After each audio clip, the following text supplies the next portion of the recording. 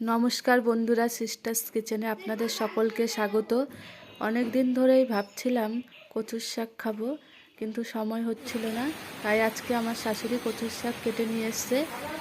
ইলিশ মাছের মাথা দিয়ে কচুর শাক খেতে দারুণ লাগে, তাই ভাবলাম আজকে আমি ইলিশ মাছের মাথা দিয়ে কচুর শাক রান্না করব। আমার শাশুড়ি কচুর শাকগুলো কেটে দিয়েছে। এবার আমি একটা কড়াই বসিয়ে নিলাম, তার মধ্যে কচুর শাকগুলো দিয়ে দেব।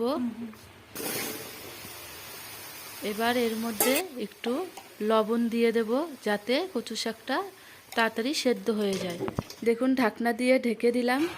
এবার কচু শাকটা সিদ্ধ হয়ে গেছে, নামিয়ে নিলাম। এবার কড়াই বসিয়ে তার মধ্যে তেল দিয়ে দেব। তেল দিয়ে নুন হলুদ মাখানো মাছের মাথাটা ভেজে নেব। মাছের মাথাটা ভাজা হয়ে গেছে, এবার আমি নামিয়ে নেব। ওই তেলের মধ্যে একটা শুকনো লঙ্কা, একটা তেজপাতা আর গোটা জিরে সম্বাদ দিয়ে দেব। তার মধ্যে কচুর শাকটা দিয়ে দেব।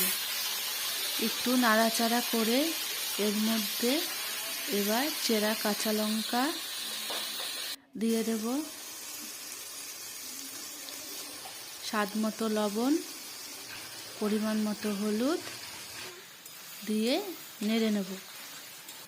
এবার এর মধ্যে ভেজে রাখা জিরা বাটা, আদা বাটা দিয়ে নেড়ে নেব।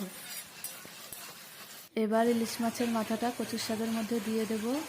দিয়ে একটু নাড়াচাড়া করে মাছের মাথাটা ভেঙে দেব, যাতে কচুর শাকটা আরও টেস্টি হয়। রান্নাটি ভালো লাগলে চ্যানেলটিকে সাবস্ক্রাইব করে নিন।